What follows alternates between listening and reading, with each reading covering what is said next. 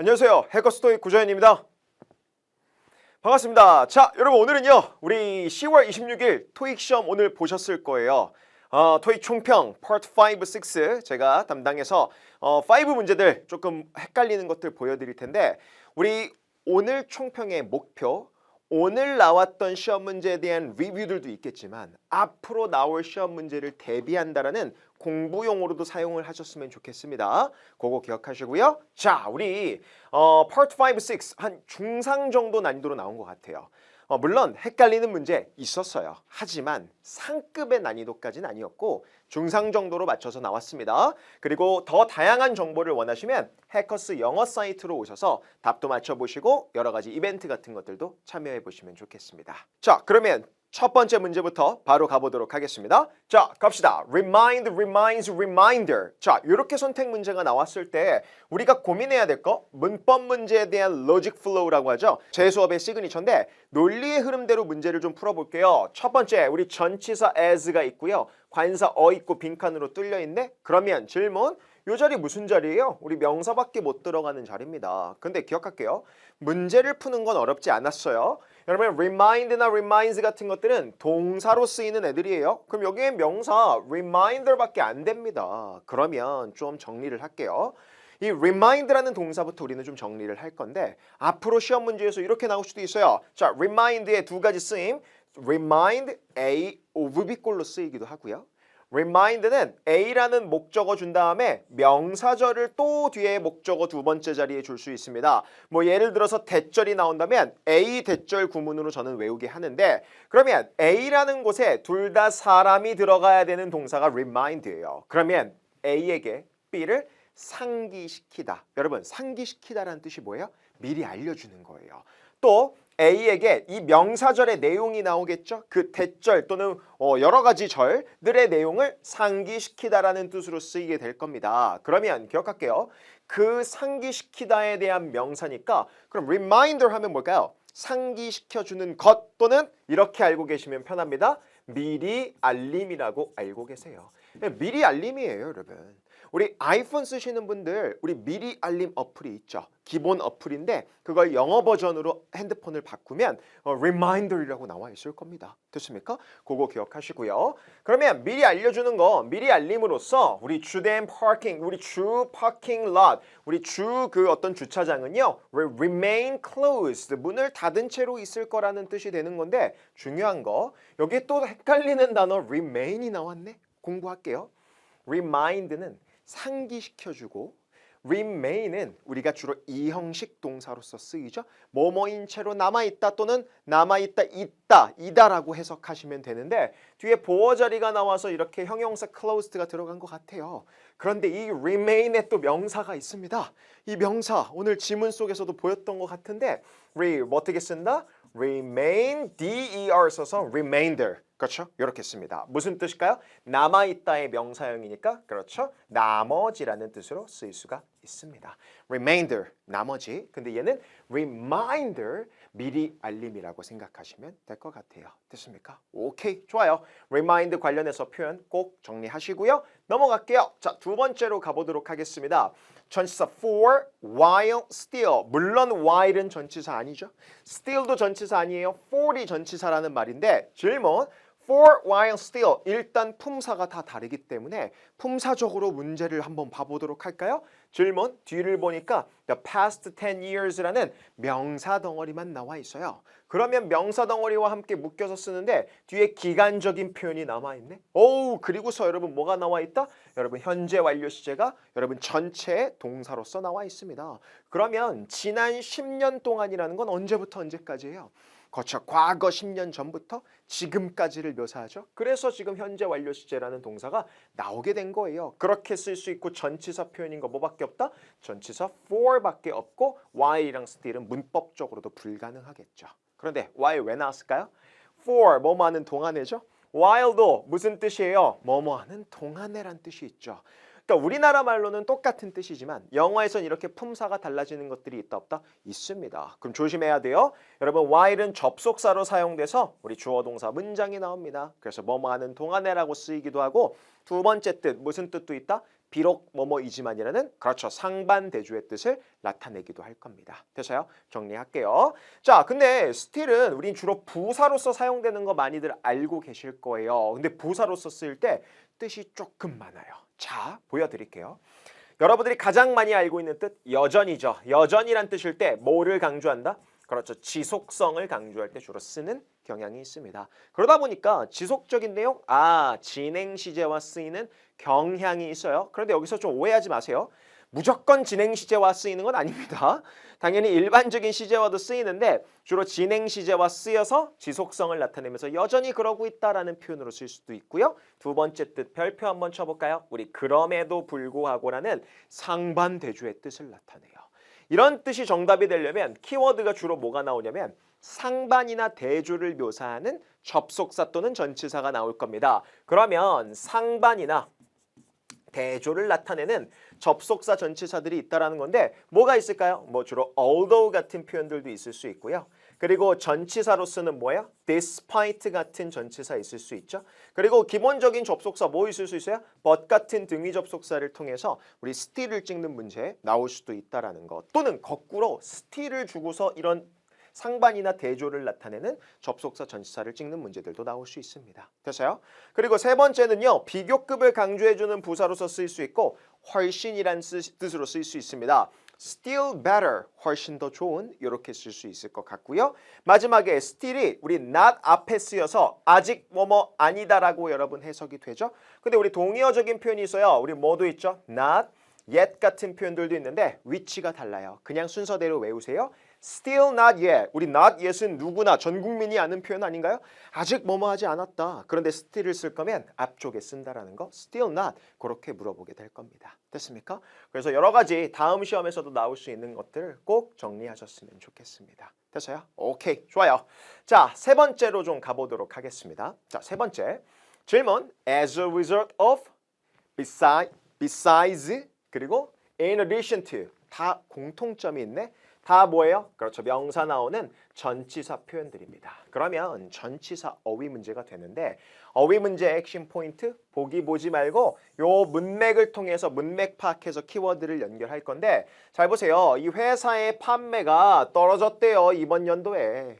그런데 뒤를 보니까 지속적인 글로벌 슬럼프 때문에 떨어진 거 아닌가요? 그렇죠. 슬럼프가 있어서 이윤이 떨어졌다, 매출이 떨어졌다는 표현이 가능하죠. 즉 슬럼프의 결과로서 이 회사의 매출이 떨어졌다는 표현으로서 뭐가 들어간다? as a result of가 의미상 들어갈 수밖에 없게 되겠죠. 됐습니까?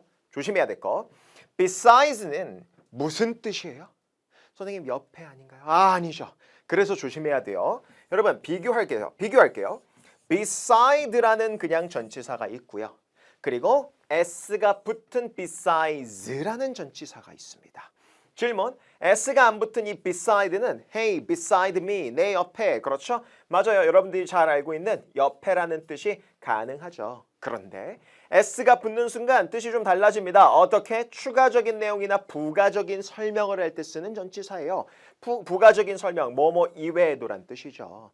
besides, 그래서 뒤에 ing 표현도 자주 나올 수 있고요. 뭐뭐 하는 것 이외에도 그거의 동의어, 보기에 동의어가 두 개 다 나왔습니다. in addition to까지 해서 또 동의어로 쓰일 수 있고 당연히 전치사 표현이 됩니다. 됐어요? 뭐뭐 이외에도 그런 추가적인 내용을 할 때 쓴다라는 거. 여기선 그런 추가적인 내용이 없으니까 as a result of로 연결하시면 되겠습니다. 자, 4번으로 가보도록 하겠습니다. 자, 4번 문제. 우리 부사 어휘 문제인데요. 자, 볼게요. sharply, slowly, brightly, neatly. 자, 질문 드릴게요. 여러분 일단 부사 어휘 문제니까 문맥을 보겠습니다. Be critical of. 여러분 우리 critical 하면 무슨 뜻이 있죠? 맞아요. 중요한이라는 뜻도 있습니다. 그런데 무슨 뜻도 있어요? 비판적인. 그러면 be critical of 뭐뭐에 대해서 비판적이었다. 그렇게 해석할 수가 있겠죠? 주어가 사람이에요. 어떤 그 매니저가 이 리포트에 대해서 굉장히 비판적이었던 거예요.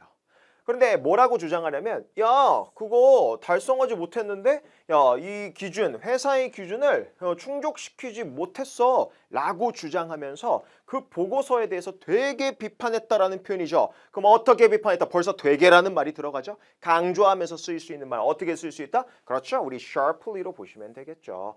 그런데 여러분 이 sharply가 물론 날카롭게라는 뜻이 있죠. 그런데 그 날카롭게 비판했다라는 게 결국 뭐예요? 그렇죠. 굉장히 신랄하게 비판했다라는 표현으로서 컬로케이션처럼도 쓰일 수가 있습니다.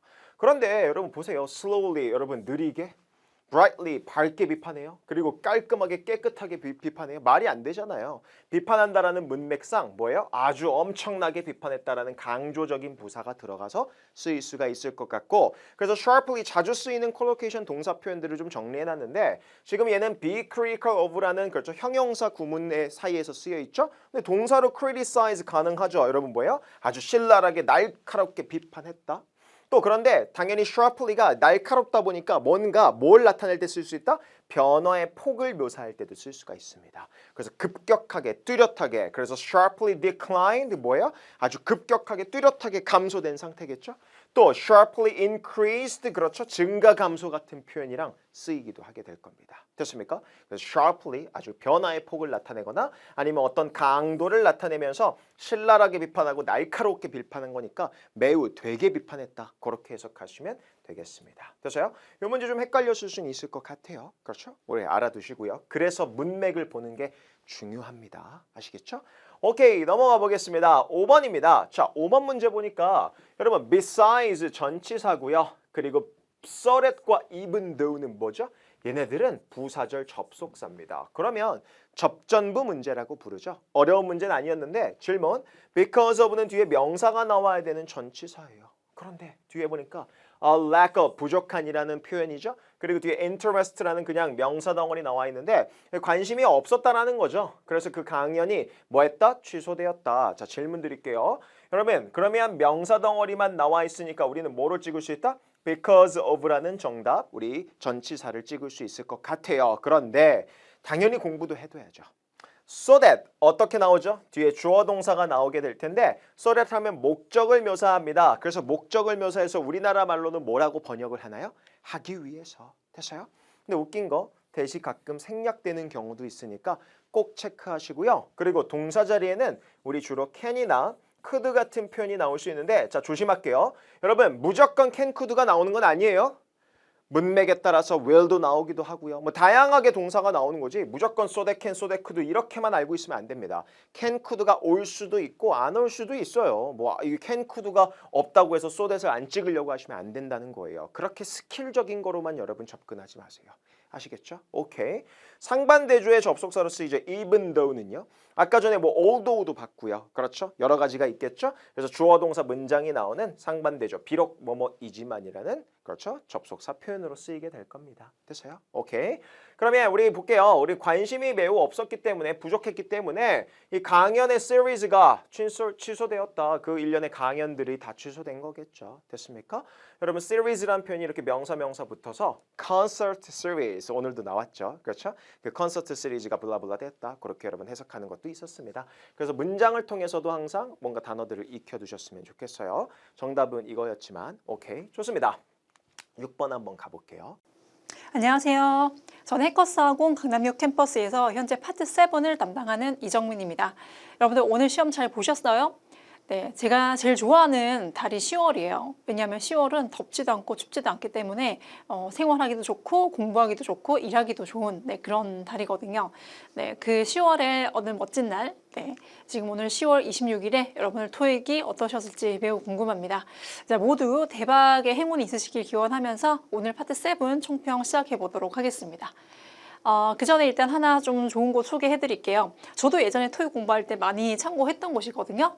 토익 무료 자료 및 강의가 많은 곳이 있습니다. 그래서 뭐 우리가 학원을 이용한다고 해서 항상 유료가 아니고요. 이렇게 자료랑 무료 강의가 많은 곳이 있는데 이렇게 해커스 토익이라고 포털 사이트에서 검색을 하시면 해커스 토익이 이렇게 나오거든요. 그러면 여기서 요 토익이라는 란을 클릭하시면 들어가셨을 때 뭐 이제 많은 무료 자료들, 그다음에 또 하루에 매일 일일 그 문제풀이도 올라오고요. 그리고 강의들도 이제 따라서 올라오니까 그것만 매일매일 하셔서도 제가 좋은 결과 있으신 분들을 꽤 봤거든요. 그래서 뭐 여러분들도 학원도 다니시고 뭐 유료 자료 충분히 활용하셔도 좋겠지만 이런 것들도 한번 활용해 보시는 걸 추천드립니다. 그리고 여기 들어가면 또 토익커들끼리 서로 자유롭게 생각을 주고받고 할 수 있는, 정보 주고받고 할 수 있는 자유 게시판도 있거든요. 그리고 거기서 많이 소통하시면 좋으실 것 같아요. 자, 오늘 파트 7 간단 총평을 해보자면 전체 난이도는 중상이었습니다.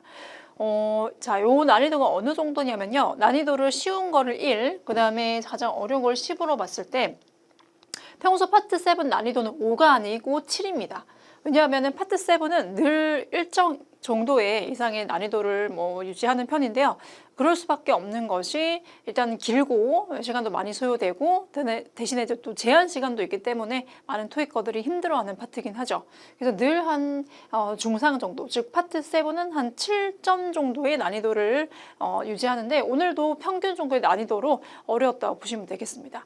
근데 다만 평소보다 약간의 지문의 길이가 좀 짧았던 경향이 있긴 했거든요. 그래서 평소에 긴 지문에 좀 익숙해졌던 분들은 약간은 수월하지 않았을까라는 생각도 조심스럽게 해보지만 그래도 늘 또 이제 토익을 또 처음 보신 분도 많으실 것 같고 토익을 많이 봤다고 하더라도 두세 번째인 경우가 많으실 거기 때문에 평소와 비슷하게 어렵지 않았을까라는 생각이 듭니다.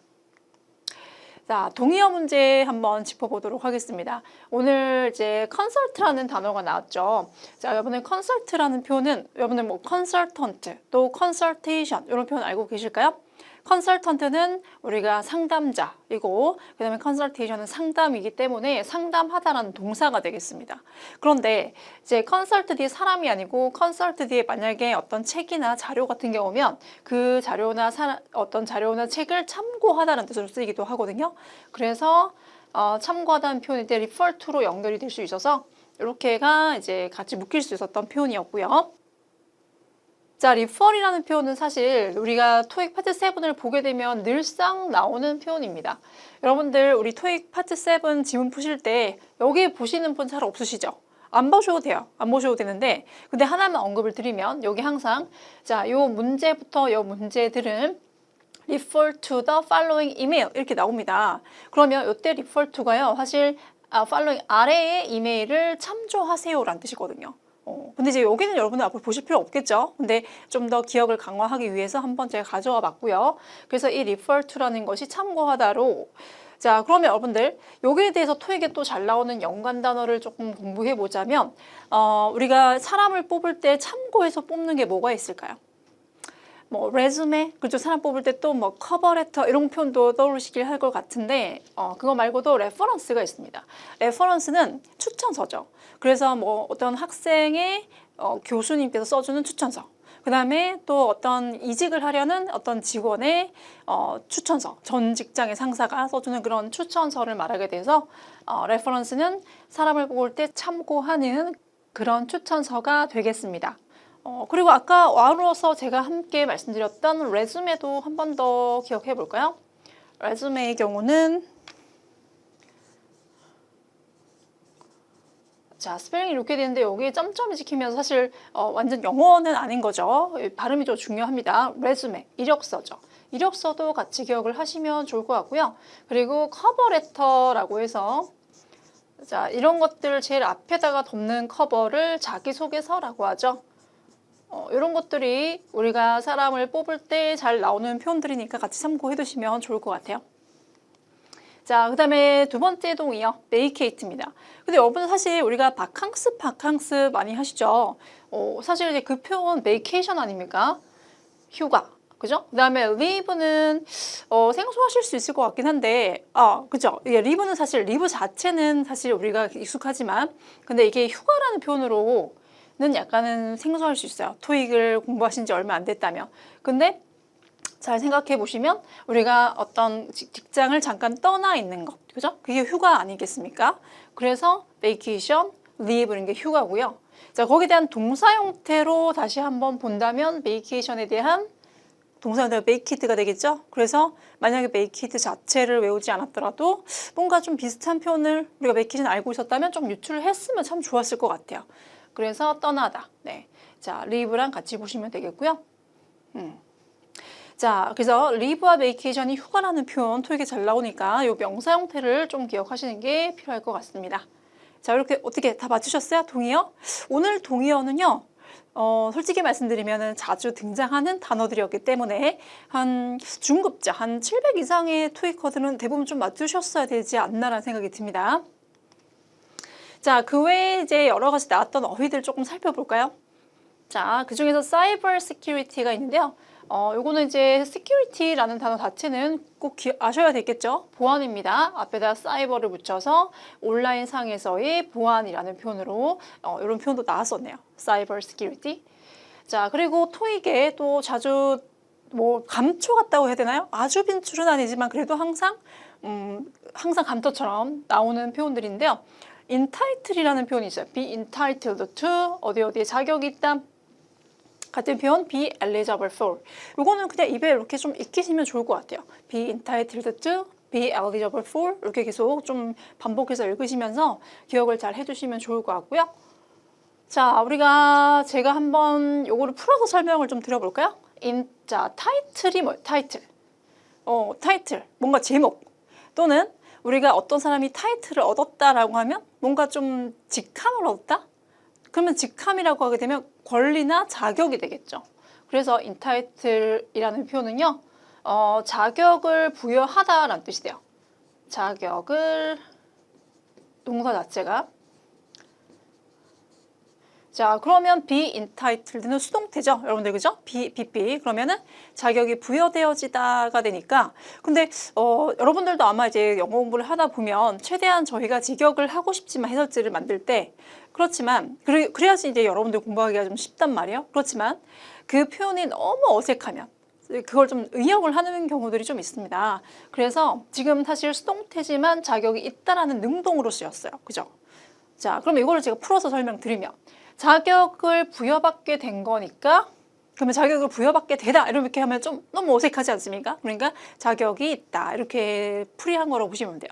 그래서 여러분들이 뭐 해커스 교재든 앞으로 토익 공부를 하시다가 해설지에 내가 생각했을 때 직역과 좀 다른 표현으로 약간 바뀌어 있어도 조금 유연하게 너무 한국말로 표현하니까 좀 어색하니까 약간 의역이 됐구나 이렇게 좀 판단하시면 좋을 것 같아요. 자, 그래서 어쨌든 be entitled to, be eligible for, 어디 자격이 있다 이렇게 반복해서 기억해 두시면 좋겠습니다. 오늘 바로 외울게요. 자, 그 다음에 first aid라는 표현. 요거 여러분들 집에 응급 구급 상자 하나씩 다 있으시죠? 거기에 지금 혹시 시간 되시면 달려가서 한번 확인해 보세요. 뭐라고 적혀 있나? 바로 이제 first aid, 뭐 키트, 박스 이 정도라는 표현이 적혀져 있을 것 같은데요. aid가 돕는 거예요. 그러면 우리가 다쳤을 때 병원 가기 전에 가장 나를 먼저 도와주는 그런 응급처치함이 뭐다? 바로 first aid, 키트는 여러 가지 이제 것들의 모임을 말하겠죠. 키트, 박스가 되겠죠. 그래서 first aid, 응급처치라고 하나 기억해두고 자, 그러면은 더불어서 aid라는 표현도 가끔 토익에 이렇게 나오기도 하거든요. 요거는 도움 지원입니다. 그렇죠. 첫 번째 도움 이렇게 기억을 하시면 좋을 것 같고 그래서 이 aid 자체가 도우미 이런 표현으로 쓰이기도 해요. 뭐 어떤 느낌으로 도움이냐면 우리가 좀 나이 드신 분들, 나이 드신 분들이 이렇게 거동이 좀 불편하거나 스스로 뭔가 할 수 없을 때 옆에서 도와주시는 분, 그런 분들을 또 지칭할 때 aid라는 표현을 쓰기도 하니까 이렇게 같이 연계해서 기억을 해놓으시면 다음 시험에 도움이 되실 것 같아요. 자, 그리고 proposal.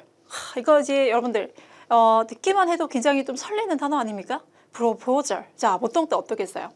청원입니다. 근데 토익에서 이 뜻으로 나온 거를 제가요 한 번도 못 봤어요. 제가 10년 넘게 토익을 봤지만 근데 혹시나 뭐 있을 수 있습니다. 물론 제가 뭐 100% 다 하나도 빠짐없이 다 본 건 아니니까. 근데 뭐 어떤 제가 본 많은 어쨌든 최대한 제가 많이 본 자료들 중에서는 이 프로포절이 토익에서 청원으로 나온 적은 없었습니다. 그래서 여러분들이 좀 주의하실 게요. 토익을 공부할 때는 이제 일단 프레임 자체가 비즈니스다 이런 프레임을 좀 딱 잡고 거기서 비즈니스에 적합한 비즈니스에 좀 특화해서 공부를 해주셔야지 토익 점수가 빨리 나오십니다. 그래서 우리가 뭔가 좀 그런 로맨틱한 느낌의 청원이 아니고요. 제안이나 제안서라는 표현으로 쓸 거니까 꼭 기억을 해두십니다. 그래서 제가 여러분들에게 항상 드리는 말씀이 여러분들이 그 전에 영어 공부를 많이 해두셨으면 토익의 공부가 도움이 분명히 될 겁니다. 하지만 그것만 믿고 토익 공부를 좀 대충 하시면 점수도 대충 나올 수 있어요. 이렇게 말씀을 드리거든요. 그래서 내가 기존에 잘 알고 있던 표현이어도 또 내가 뜻이 있더라도 일단은 그것이 토익에 잘 나오는 표현이 아니면 다시 한번 좀 야무지게 이렇게 암기를 해두시는 게 필요하시거든요. 그래서 그거 이제 단어 암기하실 때 좀 더 경각심을 갖고 공부를 해두시면 좋을 것 같아요. 뭐 예를 들어서 invitation이라는 표현도 있죠. invitation은 뭐예요? invite가 초대하다니까 초대장입니다. 그러면 여러분들 사실 우리가 일상생활에서 가장 또 많이 떠올리는 초대장 중에 하나가 뭐예요? 청첩장 아니겠습니까? 그죠? 근데 토익에서 그 뜻으로 잘 쓰일까요? 결혼식에 초대합니다 라는 청첩장이라는 의미로 쓰인 적은 제가 한 번도 못 봤어요. 토익에서. 그러니까 항상 자, 이 초대장은 어떤 비즈니스 상의 어떤 행사에 대한 초대장이 될 거거든요. 네, 그래서 비즈니스화 해서 토익은 여러분들 거기에 좀 그 어떤 팀에 그 주제의 테마에 맞게끔 공부를 철저히 해두시는 분이 또 토익을 빠르게 졸업하실 거라고 생각합니다. 자, 그래서 오늘 비즈니스 모드를 딱 켜세요. 토익 공부하시는 분들. 자, 그 다음에 excursion은 단체 여행인데요. 자, 물론 개인적으로 가는 것도 있겠지만 아무래도 또 비즈니스적으로 네, 아니면 뭐 비즈니스 대한 그 여행사 입장에서 네, 보는 어떤 단체 여행이라던가 또는 이제 회사에서 다 함께 가는 그런 단체 여행 이런 느낌으로 또 비즈니스라는 테마에 맞춰서 공부를 해두시는 게 필요할 것 같고요. 자주 나오지는 않지만 리트릿이라는 표현도 이제 나올 수 있어요. 요거는 원래 뜻이 후퇴예요, 후퇴. 그럼 여러분들 직장 다녀오시는 분들 혹시 계시면 저 직장 가면 어떤 느낌이에요? 막 놀러 간 느낌 아니죠? 어때요? 직장은 전쟁터 같은 곳이에요, 그죠? 그러면 이제 거기서 우리가 약간의 휴식을 취할 수 있다? 그래서 원래 후퇴라는 뜻이 있기 때문에 이걸 휴식이라는 표현으로. 그러니까 아까 뭐 리브나 베이케이션 이런 것과 좀 연관해서 기억을 해두시면 네, 좋은 단어이기도 합니다. 그래서 이렇게 단어를 좀 살펴봤고요. 자, 여러분들 문장 넣기 문제 아까 보니까 뭐 어떤 분이 막 오늘 문장 넣기 문제는 다 정답이 C였다 뭐 이렇게 말씀하시는데 혹시 뭐 기억날까 모르겠어요. 이게 뭐 어째 여담이긴 한데요. 여러분들이 이제 이 정답 적어 나오시는 분들, 저는 이제 일단은 정답을 적어 나오시는 분들이 정말 대단하다는 생각이 많이 들어요. 어떻게 문제도 재빠르게 다 푸시고 정답까지 적어 나오시고 그렇게 이제 재빠르게 다 하시는 분들 굉장히 대단하다고 생각을 하는데, 근데 개인적으로 제 생각에는 정답을 적어 나올 시간에 내가 못 푼 문제를 하나 더 풀거나 아니면은 네, 풀었던 문제들 중에서 약간 찝찝했던 거 있죠. 그런 거를 한 번 더 검토를 해보시는 거 어떨까? 이거 수업 시간에 제가 드릴 말씀인데 좀 그러셨으면 좋을 것 같아요. 그 개인적인 의견이니까 네, 좀 뭐 참고하시고. 어쨌든 적어 나오신 분들이 이제 많기 때문에 뭐 제가 그 대세를 꺾을 수는 없을 것 같긴 하네요. 점수 잡는 Hackers.